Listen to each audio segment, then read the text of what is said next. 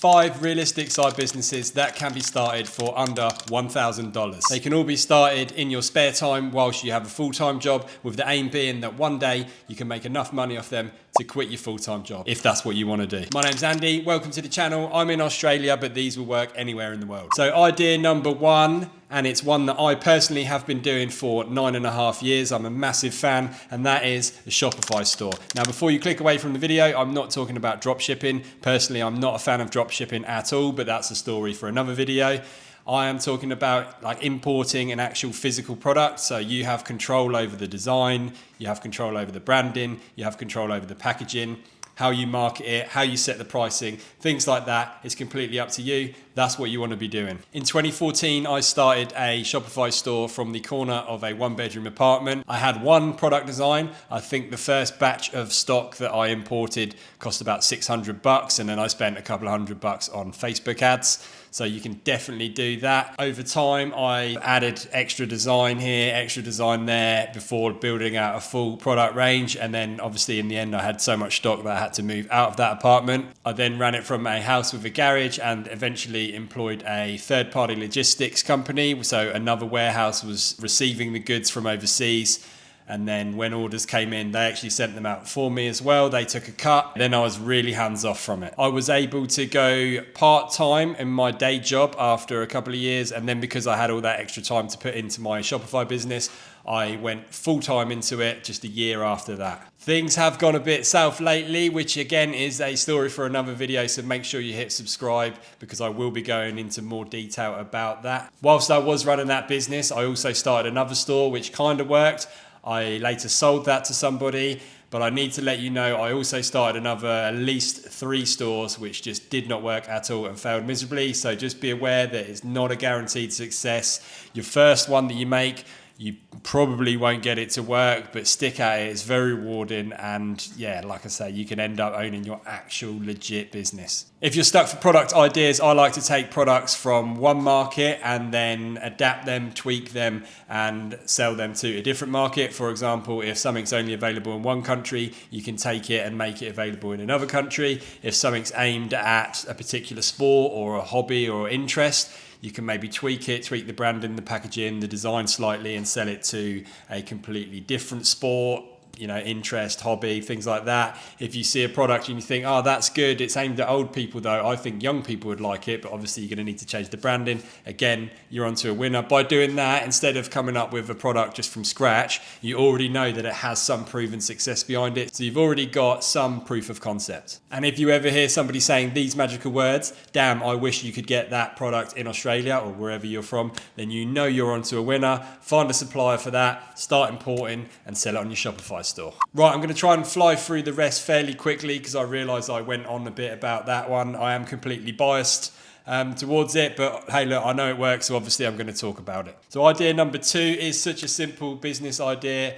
I really love it. The premise is when people throw parties, they often need more furniture, like more tables, more chairs, more marquees or whatever than they currently have. So we're talking like birthday parties, kids parties, christenings, baby showers, things like that. Now they don't throw these parties regularly enough to warrant buying all this extra furniture and props and party stuff. So they need to hire it. And that's where you come in with your event hire furniture / party prop hire company. So last year somebody I know threw a kids party and they literally just hired a couple of trestle tables, so like the plastic fold out tables from Bunnings, and some chairs to go with them, and they spent $100 just to hire it for the weekend, and you literally could have bought all of the stuff for like $200. So if you just buy that equipment with whatever cash you have, after 2 hires you've made your money back, and then it's just pure profit from then on out. You can start off this side business from your garage and have people come and pick the stuff up from you. It's usually going to be weekends, so it won't interfere with your day job if you work like a Monday to Friday job. Eventually you can get a trailer for your car or maybe even a van, and then you can deliver it to people's properties and wherever the party is, and then obviously that's going to be a big value add and you can charge extra for that service. In fact, if I had more garage space, I would definitely 100% give this business idea a dabble. I just love the idea of it because you're not trading your time for money so much. You're actually just making money off your assets. And once you've bought them, you own them, and then you can just keep hiring them out, and you're gonna get heaps of hires for this equipment you've bought. Like, how many times can you hire out a trestle table before it gets trashed? Now, idea number 3 is actually very common and one you've possibly thought of before. It's a super simple business idea, but we can have a bit of fun with it and get creative with it to stand out from the crowd, and that is a home cleaning business. So yeah, it's very common. If you go on to Facebook Marketplace or Airtasker, you're gonna see lots of cleaning companies on there, but I'm sure if you got yourself a decent logo and wrote yourself a really decent description, you're going to stand out from the crowd. And here's a little freebie for you: eco-friendly cleaning, right? So basically you only use eco-friendly cleaning products, like refillable cleaning containers, things like that. You know, less chemicals than other people might use. There are a lot of people who will pay extra for that. And just because you wouldn't pay extra for that doesn't mean that other people won't. And if you still don't believe me, take a drive around like an affluent suburb and then try and tell me that the people living there in their big, massive mansions aren't going to happily pay an extra $5 per hour for somebody who's doing eco-friendly cleaning. In terms of how you'd spend your $1,000, well, look, it's just basically a decent vacuum cleaner and then cleaning products. You will obviously have to keep topping up your cleaning products, but your big things like vacuum cleaner is going to last you sort of 2-3 years, I would have thought, as long as you get a decent one.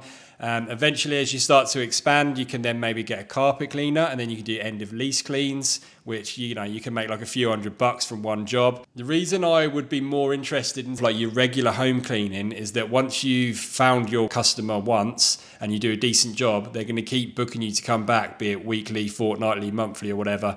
Doesn't really happen so much with the end of lease cleaning, so that's just something to bear in mind. But yeah, get creative, guys, with your branding. Think about it. Maybe when you finish your job, you leave like a single flower or something nice on the kitchen table, you know, just to stand out from the crowd. As Seth Godin would say, you want to be remarkable, which literally just means that your customer finds your service so good that they remark on it, okay? So that means they're telling their friends, their family about you, and they're recommending you. That way, you don't need to keep spending time and money trying to find new customers. The ones you do have just keep referring you, and you just grow organically. Side business idea number 4. I feel like it's kind of similar to the last one, but it's more sort of outdoors. So if you enjoy being outdoors more, this one's probably going to appeal to you more. And that is gardening, right? So $1,000 easy. You buy a half decent lawnmower and then some other equipment. I don't know, basic hedge trimmer, things like that.